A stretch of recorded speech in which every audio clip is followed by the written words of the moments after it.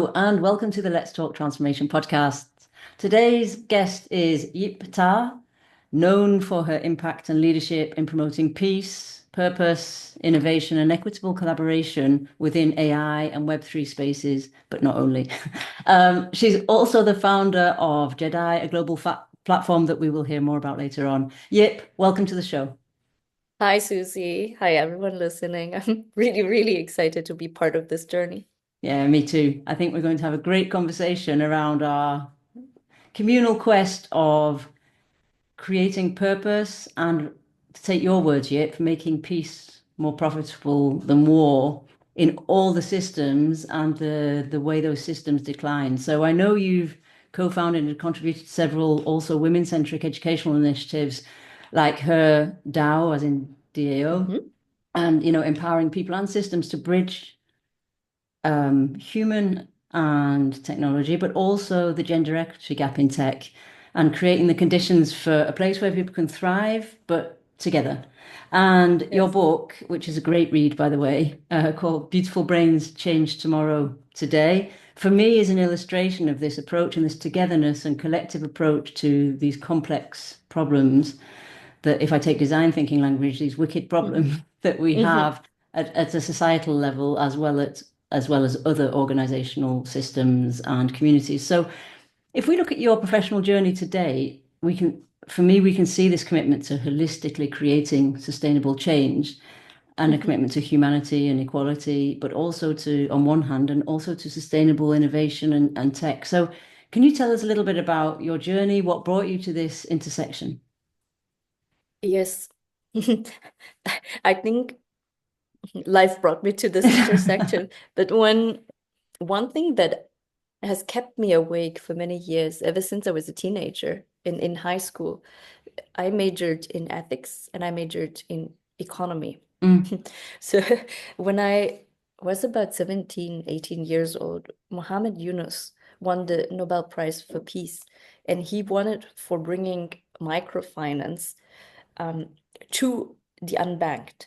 So literally, he was thinking about final inclusion, and then he showed to the world that what people had accepted already as a mm, status quo back then, that only like financial inclusion can only be given through banks to a certain part of the population, if they fulfilled certain criteria with collateral. mm, He proved it wrong. He just said we can do it in a different way. And for this work, he was awarded with this Nobel Prize for Peace. mm, And it changed the way, because I was a business major, economy and business major. And I was like, wow, this is mm, extremely cool, because I grew up in such a privileged way. My roots is in Vietnam. In Vietnam, there were many unbanked people. In India, there were many mm, unbanked people. In Bangladesh, there were so many mm, unbanked people. And there's a way to give access to financial capital to them.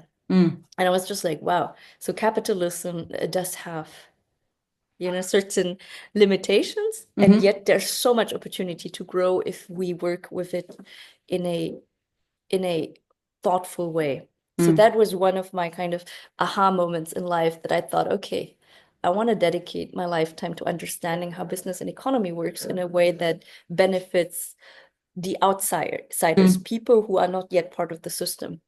And so this was it. I think in general, I was more of the nature that wanted to look for those that had not been covered in the limelight yet, and to mm. give them a stage. I was a journalist throughout my teenage years. I would Oh, write for, really? yeah, Wow. hip hop journals and online journals, and I would interview um, musicians and artists that were not covered by mainstream media, mainly in the world of hip hop, which is like a lot of civil rights movement, a lot of subculture, a lot Mm, of um, different ways to let go of your frustrations, emotions with the existing systems and the mm, barriers of it. mm, And so for me, it was like, wow, okay, now there's another stage of capitalism that we can look into. And this was aha moment in terms of inclusion and in mm, terms of our stage for doing something different. mm, Yeah, mm, that was Mohammed Yunus. And then there was a second person, I think, that really influenced my life, which was Thich Nhat Hanh. He was a peace activist during Vietnam War, and at the same time, he was a Buddhist monk. He shaped something, maybe people would call it the Zen Buddhism and the activist engaged Buddhism, it's called, where you practice with peacefulness through anchoring to your body and your breathing. And you practice compassion and in communication. And so he made it an entire movement, and then he exiled in France, and he built up this villages, living role modeling villages called plum villages. And it was so successful that a few years ago he passed away, but in Manhattan now they have a street called Thich Nhat Hanh Way, the way Oh, of no being way. peacefully. Yeah, and he Didn't was know that. also, Okay. yeah, it's new. I think a few weeks ago they just inaugurated that street. So that's now in downtown, I think downtown or midtown Manhattan. And then he also helped shape one of the corporate cultures of one of the best, like one of the most famous companies in the world nowadays, tech companies called Salesforce. So he just he and his team, they helped to design a mindfulness floor in the Salesforce Tower in San Francisco, I believe. So what happened is his kind of way of being with peace shaped the technology. And for me, I was looking for these, how like capitalism as a construct of financial systems, and then peacefulness or mindfulness as a way of engaging in that a system. And now we have technology. Yeah. This is the Yeah. Web3 things that Yeah. you mentioned in the beginning, but I just gotta take a break here. It's But I think amazing. it's a great break because it's a break that allows us to sort of unpack it and put it back together in terms of Yes. I like the point about constantly reinventing, constantly looking at the status quo and thinking, can we do it better? Can we do it differently? And also democratizing access, which is a subject very close to my heart around democratizing access to either things or skills that people don't have for reasons that are beyond their control. And I think, that is so inspiring for me. And I think there's education, the educational systems, but also I see it a lot in organizations. If I just take what I do, coaching is often reserved in inverted commas for, the higher levels of executives or for low performers.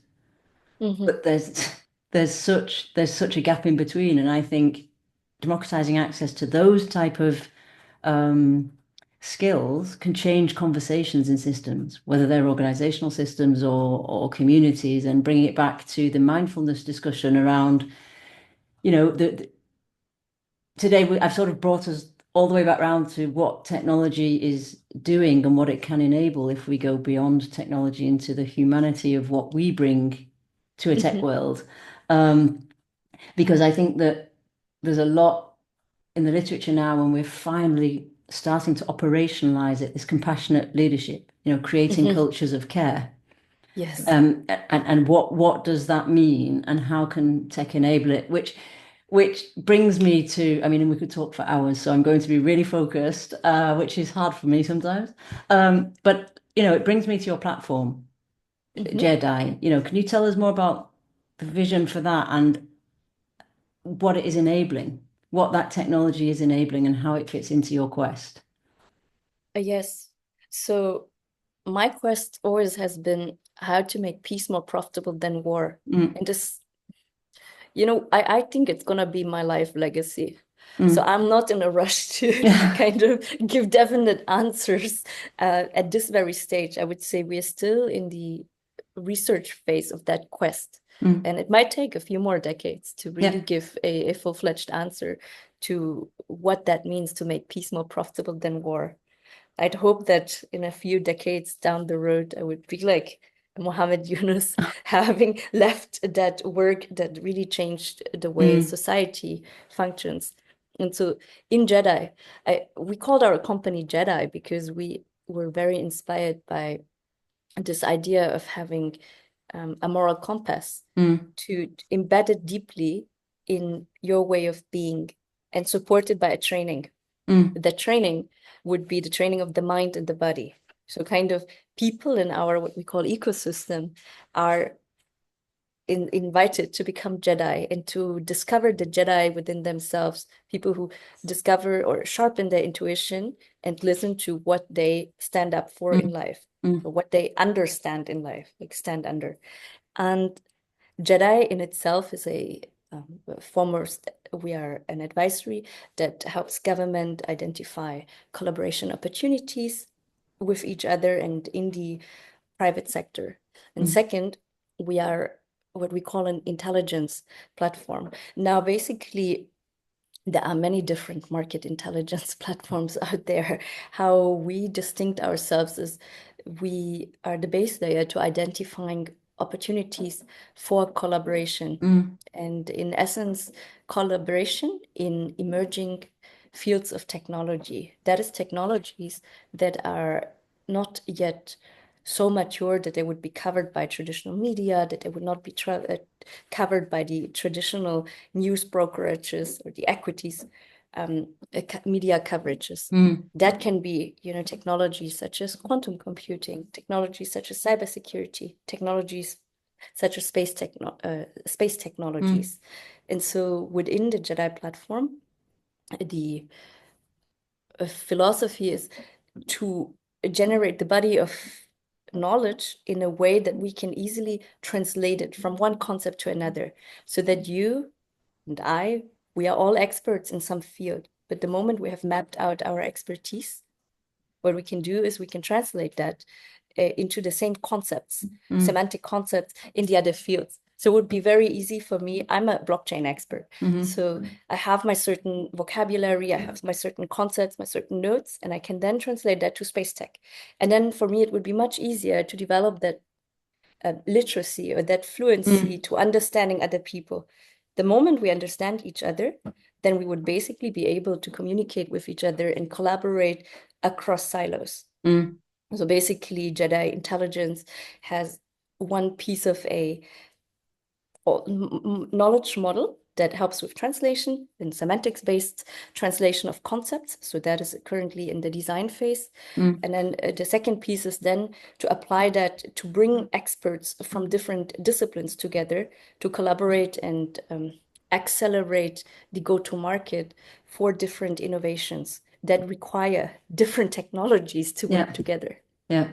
And how come what we're doing in the tech space then, because there's almost, as I hear you speak, Yip, I'm almost thinking that there's a translation of that into a human layer. Yes.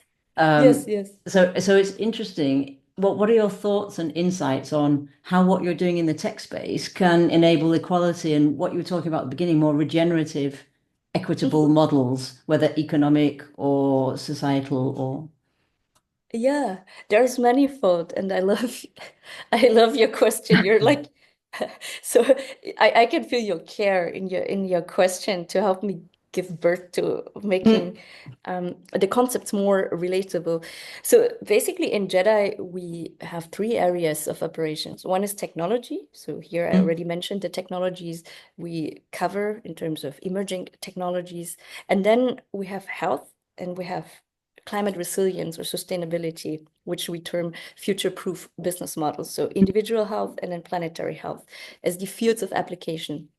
And what we think is when people who work in all these different fields, I just came from the Change Now conference in Paris, the largest sustainability conference I think in Europe or potentially in the world, with 40,000 people. Everyone is extremely excited about protecting Mother Earth and bring technology, capital, community governance models together.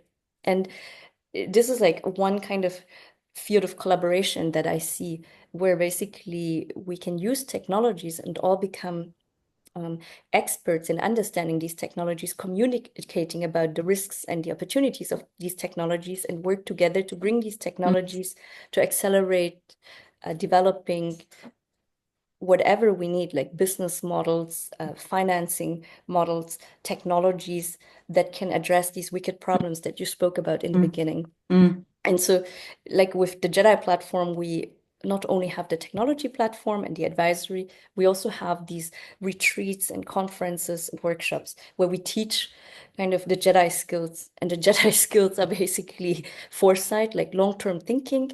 Then we have the wisdom part, like develop your inner Jedi and your inner guidance, moral compass, compassion in leadership is one big pillar. Then the technology understanding, which is enabled by this intelligence, and then the systems thinking, and we say regenerative systems thinking.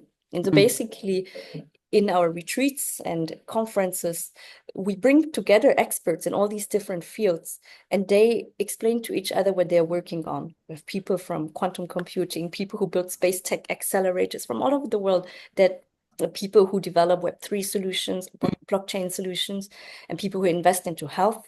And then people have conversations with each other, like you and I are having at the moment, learning from each other, and then seeing how can we puzzle or piece these puzzles together to move or to accelerate, catalyze development of innovation, market access, training, just very simple, get everyone on the same layer, and then combining the pieces and like matchmaking them in a way that their projects can move forward in an enriched way. And I love the idea of scaling impact one conversation at a time, if you like, because, it doesn't matter what your expertise is, but it's interesting to find out where it can fit into somebody else's expertise and what that can bring to the bigger picture.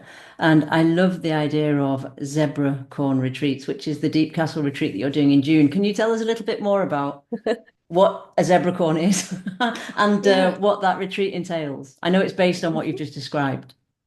Yes. So zebra corn is what happens when you marry a zebra with a unicorn. The unicorn concept is very popular in the startup world. Unicorns, for those who are not so familiar, is companies that a startup that would be valued at $1 billion market capitalization. So basically, unicorns typically are described as breaking the status quo, growing extremely fast, typically financed by a venture capital model. Their growth model would be exponential. One would look at a chart and it looks like a hockey stick chart. And this has been the predominant form of like venture-driven, VC venture capital-driven growth for the economy. And unicorns, I think there are a few hundred unicorns around the world these days, and there's more and more coming as more and more technology is financed by these high risk seeking capital givers. And then a zebra, that term was introduced around 2017 by a group of women. They opened a collective called Zebras United, and they said, maybe this is not, the way we should do business together. This breaking things fast is maybe a model that is incentivizing short-termism. You just build up something to sell it out, to exit it very fast, and you don't really consider the impact or effects it has on the environment, like in terms of environment as in nature, but also environment as in human capital. People burn out, churn, customers, everything needs to go extremely fast. Break it or you break it, or you make it or you break it. And it's dominated mainly, when you look at the data, just men funding men. And so they came up with this term zebra. So it sounded all very good. Zebra are like companies that focus on profits and purpose, that are set up for the long term, that solve a critical, like have this social purpose component too. So it's not only about valuation or of profits, but you have an impact component. And so zebras had a little bit of, I think they're still in the early stage, because still a lot of questions about the right legal construct, the financing. It's new, people don't really understand.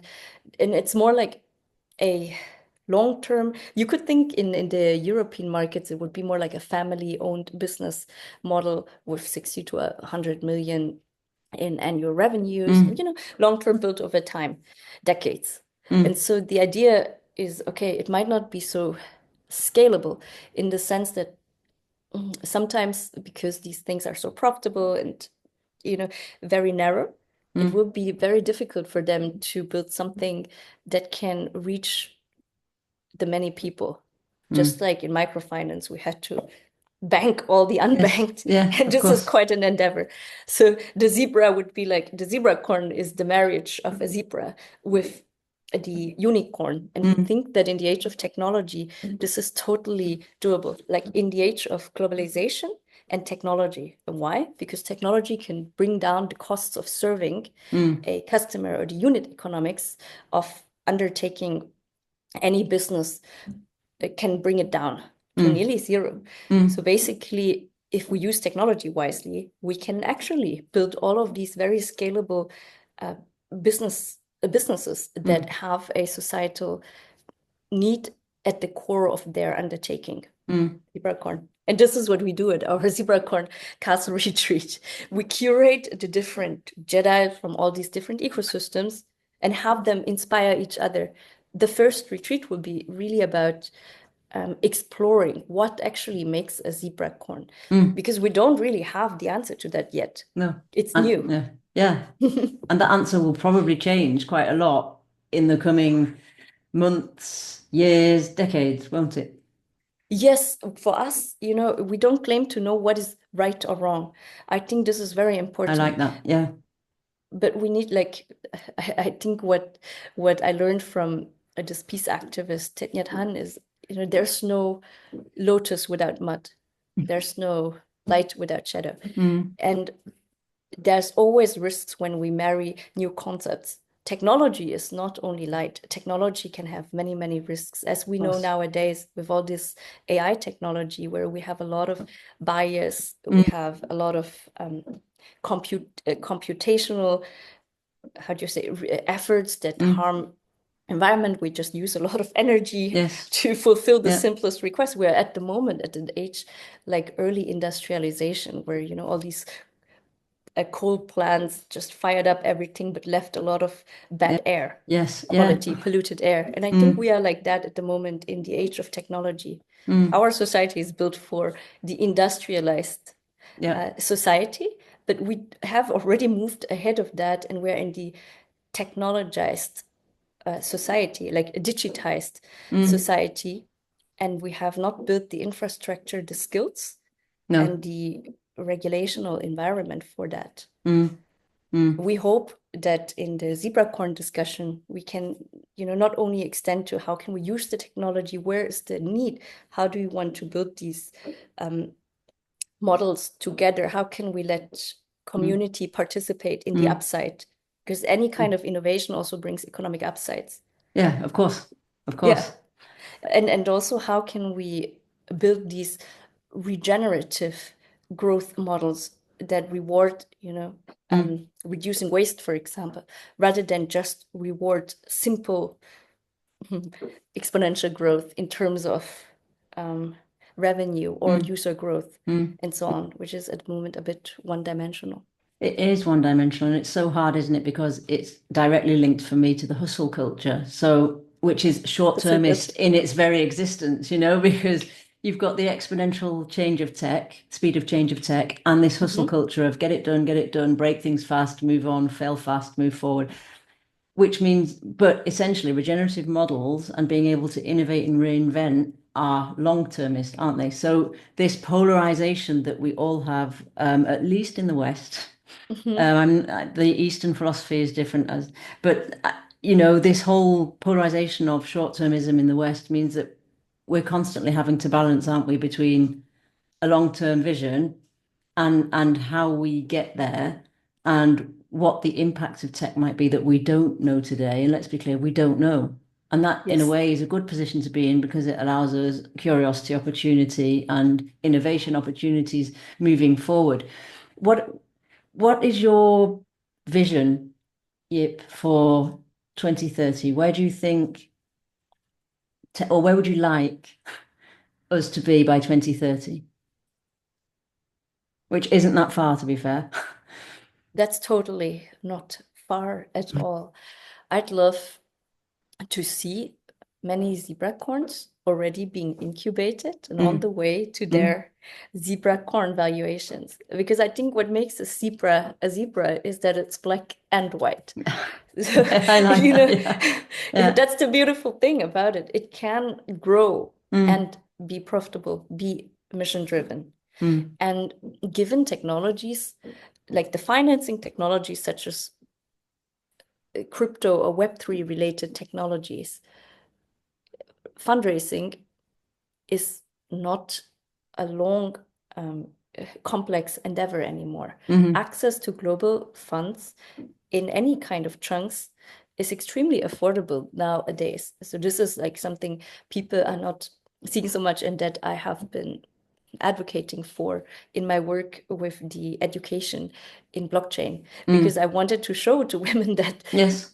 now it's like, now is the time to build your companies, because now is the time where maybe 2-3 years down the road, it's a bit early still, but 2-3 years down the road, access to capital will be more or less abundant, because we have globally pooled access, we have tokenized access to capital in a way that everyone can access this financial markets at fair and affordable rates. So this is one thing. The second thing is people don't need to wait for these VC funded models anymore.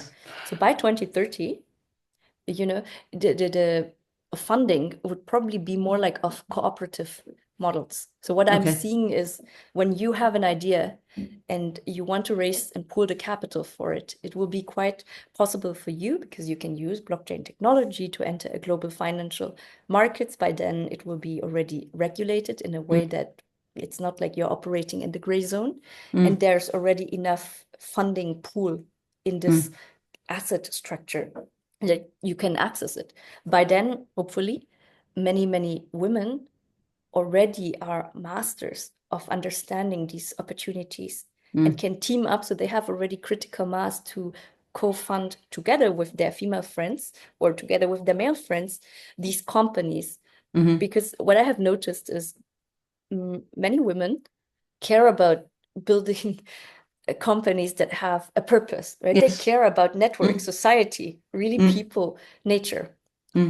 They don't care too much about technology, and they don't care always too much about the financial side of things. But we need both. Yes. We need really solid financials. We need solid understanding of technology, and we need solid understanding of the downsides, societal benefits, but also the risks to society, the risk to climate, the risk to our long-term generational wealth distribution methods. And women care about this a lot more than men. It seems to be a pattern. So now when we have people working together, collaborating together, and pooling funds from diverse pools of capital investors, then you have the once-in-a-lifetime opportunity to build things in a different way that by design are holistic, that have taken into account the societal side, governance side, the nature side, the financial and the technological side of innovation. And this should all be represented in a way you build a business. And typically it takes a village to birth a movement. Totally. And we need all of this expertise together and pooled. And I see by 2030, because of the shift we're seeing in the crypto markets, the shift we're seeing in AI, the emergence of quantum computing that might bring a lot more different benefits, that we can actually give birth to these zebra corns easily and then grow them also in an easier way than it's possible today. Which is brilliant. It's funding the unfunded, if I come back to your original analogy. And, already rethinking and reinventing funding models, because if I look at business models and how long they last today compared to 5 years ago, I mean, it's great that we're already innovating on funding models to make sure that things can happen differently and more equitably. And this has already started in the zebra corn movement. Yes, funding the unfunded means like funding also a lot of women, because many women at the moment don't get access to the traditional ventures financing markets. I think what I read recently was less than 5% women still access VC capital. And the problem is just it's because they are building business models that might not fit the traditional requirements of growth, scaling, so that they are not very attractive for No, this kind of capital class.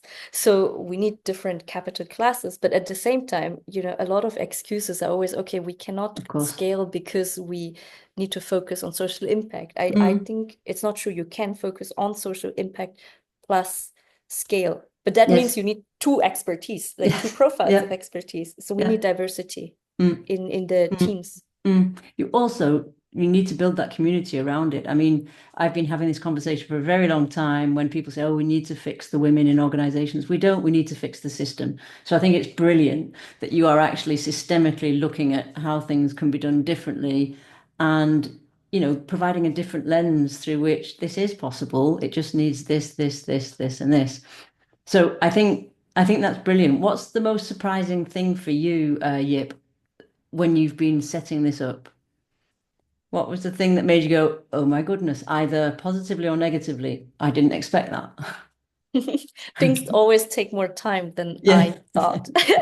So let's start with this. But what I really didn't think was, when I started this blockchain education program that now became the largest education program for women in blockchain technology and with the Frankfurt School of Finance, Mm.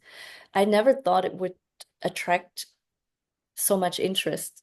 We thought with the first batch that we launched that we would hopefully attract 30 women that would apply. But Okay. then what turned out, we had several hundreds of Oh, applications. I wow. think now we are in the ninth cohort. And so it's been running since 2020.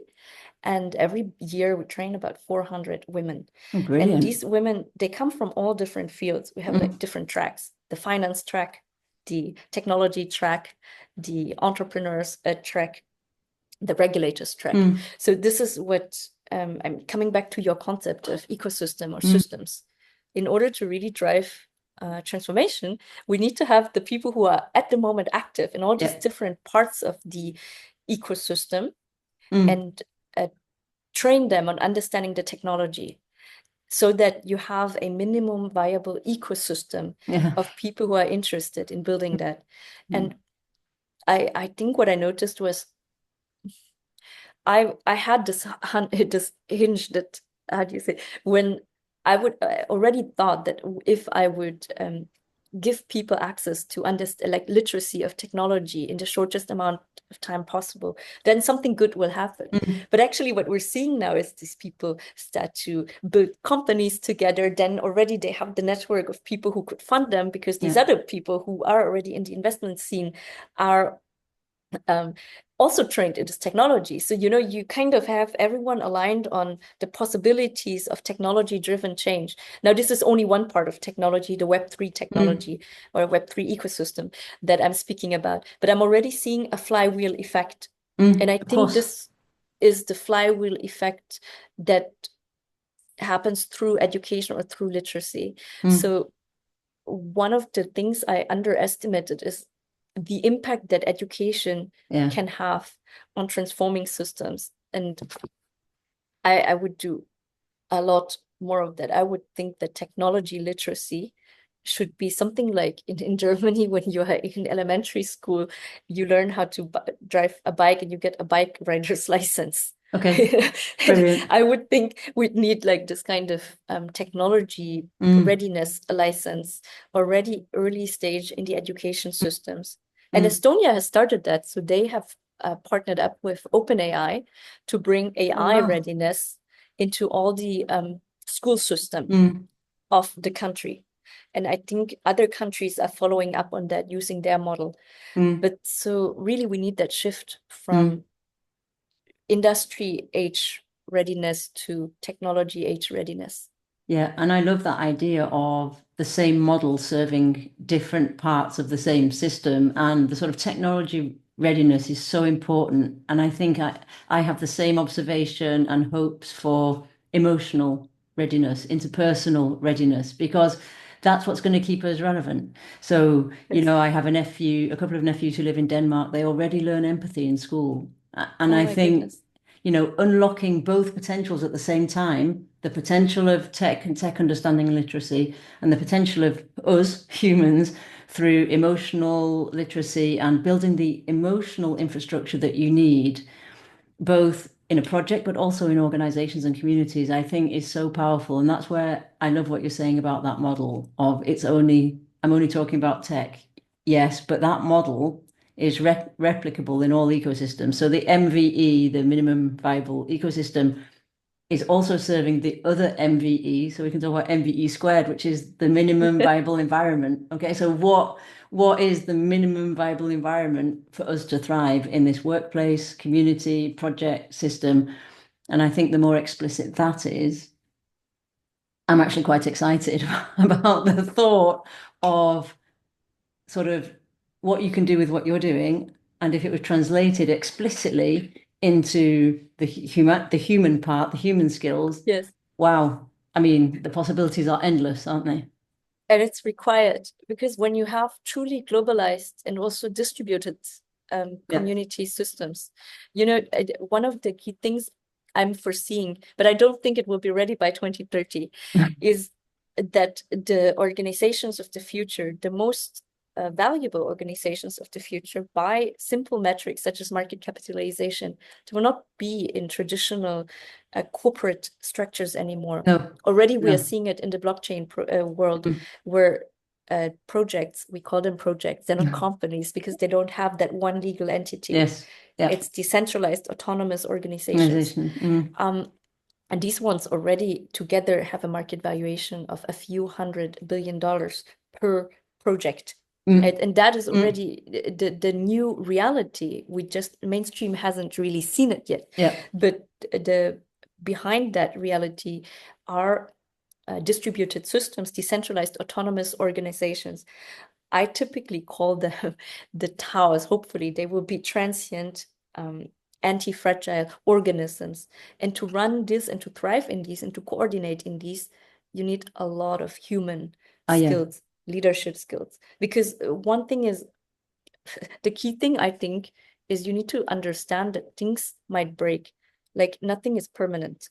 No. And so being able to cope with, you're building something with full kind of love and care, and you're willing to protect it.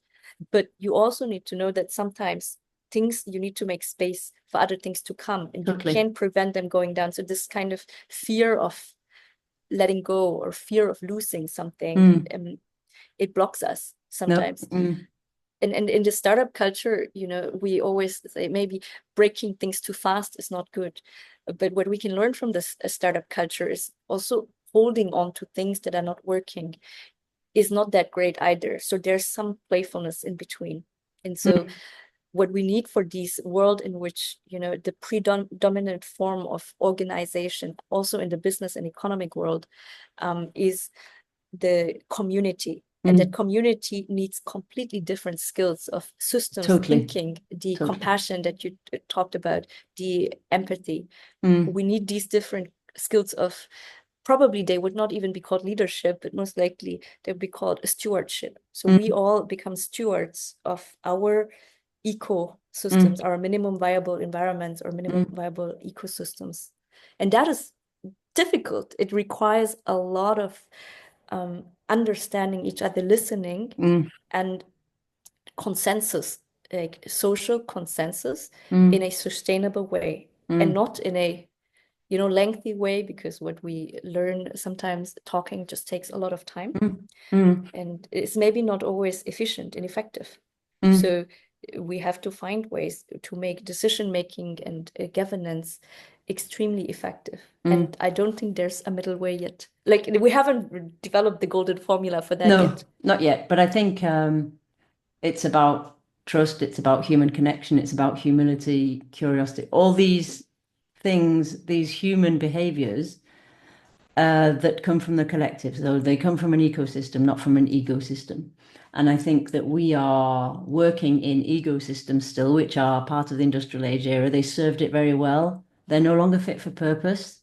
And so for me, the leadership paradigm, the power with, as opposed to power over, is quite a shift. And I think that technology can enable that. But unless, when you talk about decentralized autonomous organizations, we've seen the premises of that in flat organizational structures or flatter organizational structures. And, a lot of people think, oh, it'd be great, got no boss, can do what I want. But ironically, you have to be, the clarity has to be 100, 120%, and the accountabilities, and therefore people can use their personal agency to scale collective agency. So there's no room for ego in there. And I think that's a great thing. And I think that's how we make big things. But that's a massive shift, isn't it? I don't know what trends you're seeing in organization, particularly organizations, how they deal with that, because that's a big challenge for leaders. Yes, it also requires us to know why we would let go of our ego or ego. You Yes. know, sometimes the purpose is not even big enough in the current organizational structures in which we participate in to really make that big uh, Mm.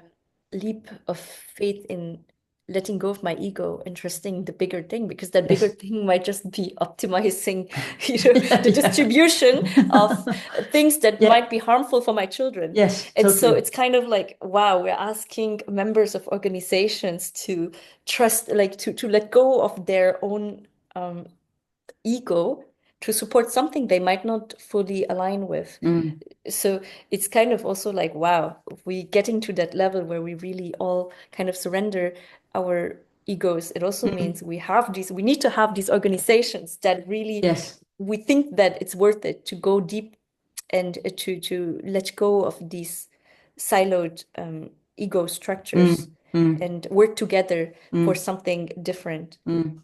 Mm. Yeah. Which brings me back to Change Now, which is Mhm. all about that, of course. What was your biggest takeaway from Change Now? Do you think you're seeing a shift, Yip? I honestly think we are very early in the beginning. I would have loved to come back home and say, yes, we've got it. Mm. But I think, like you said, there's many different skills we still need to develop. One is technology understanding. I've seen a few different technologies, but I think they are still quite siloed. Mm. And maybe, you know, sometimes there's something like the winner takes it all technology, in the sense that one technology is so good that it will become the status quo. I Mm. haven't really seen that yet in the climate resilience space. There's many Mm. smaller things, carbon offsetting, carbon credit markets, and so on, but we have much, much bigger opportunities that we need to tackle. And I haven't really seen really like, wow, this is gonna be the way forward.